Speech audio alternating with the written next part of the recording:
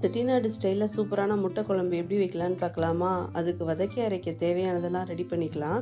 2 பிரிஞ்சி இலை, 2 துண்டு பட்டை, 1 கிராம்பு, 1 ஏலக்காய், கல்பாசி 2 பீஸ் எடுத்து வச்சுருக்கேன்.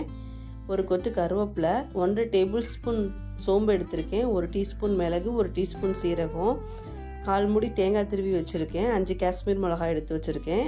இப்போ அடுப்பில் கடாயை வச்சிடலாம். கடாய் ஹீட் ஆனோடனே தேவையான அளவு எண்ணெய் ஊற்றிக்கலாம். இந்த பட்டை வகை எல்லாத்தையும் போட்டு நல்லா வதக்கிக்கலாம். இதெல்லாம் வதங்கினதுக்கு பிறகு 1 கொத்து கருவேப்பிலையை போட்டு நல்லா வதக்கிக்கலாம்.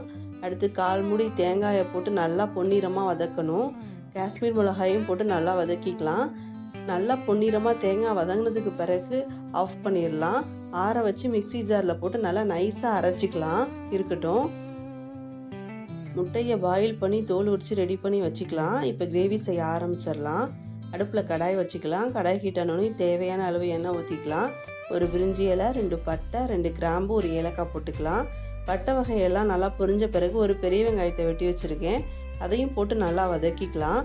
வெங்காயம் நல்லா வதங்கினதுக்கு பிறகு 1 டேபிள் ஸ்பூன் இஞ்சி பூண்டு பேஸ்ட் ஆட் பண்ணிக்கலாம். அதையும் போட்டு நல்லா வதக்கிக்கலாம். இஞ்சி பூண்டு பேஸ்ட் நல்லா வதங்கினதுக்கு பிறகு 2 பெரிய தக்காளியை வெட்டி வச்சுருக்கேன், அதையும் போட்டு நல்லா வதக்கிக்கலாம். தக்காளி நல்லா வதங்கினதுக்கு பிறகு 1/4 டீஸ்பூன் மஞ்சத்தூள் ஆட் பண்ணிக்கலாம். காரத்துக்கு தகுந்த மாதிரி மிளகாத்தூள் ஆட் பண்ணிக்கலாம். மல்லித்தூள் 2 டீஸ்பூன் ஆட் பண்ணியிருக்கேன், அதையும் போட்டு நல்லா வதக்கிக்கலாம். இந்த மசாலாலாம் நல்லா வதங்கினதுக்கு பிறகு அரைச்சி வச்சுருக்க பேஸ்ட்டையும் போட்டு நல்லா வதக்கிக்கலாம். இப்போ தேவையான அளவு தண்ணி ஊற்றிக்கலாம்.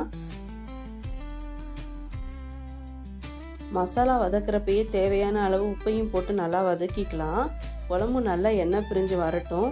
குழம்பு நல்லா எண்ணெய் பிரிஞ்சு வந்ததுக்கு அப்புறம் முட்டையை ஆட் பண்ணிக்கலாம். முட்டையை போடுறப்ப சுற்றிலும் வெட்டி விட்டு போடணும், அப்போ தான் மசாலா உள்ளார இறங்கும். இப்போ நல்லா குழம்பு எண்ணெய் பிரிஞ்சு வந்துடுச்சு. இந்த ஸ்டேஜில் முட்டையை போட்டுக்கலாம். முட்டையை ஆட் பண்ணிக்கலாம். முட்டையை ஆட் பண்ண பிறகு 2 நிமிஷம் கொதிக்க விடலாம். அதுக்கப்புறம் கருவேப்பிலை, கொத்தமல்லி தழை தூவி ஆஃப் பண்ணிடலாம். இந்த குழம்பு சூப்பராக இருக்கும். இட்லி, தோசை, சப்பாத்தி எல்லாத்துக்குமே சூப்பராக இருக்கும். வீட்டில் செஞ்சு பாருங்கள். இந்த வீடியோ பிடிச்சிருந்தா லைக் பண்ணுங்கள், சப்போர்ட் பண்ணுங்கள், என் சேனலை சப்ஸ்கிரைப் பண்ணுங்கள் ஃப்ரெண்ட்ஸ். பபாய்.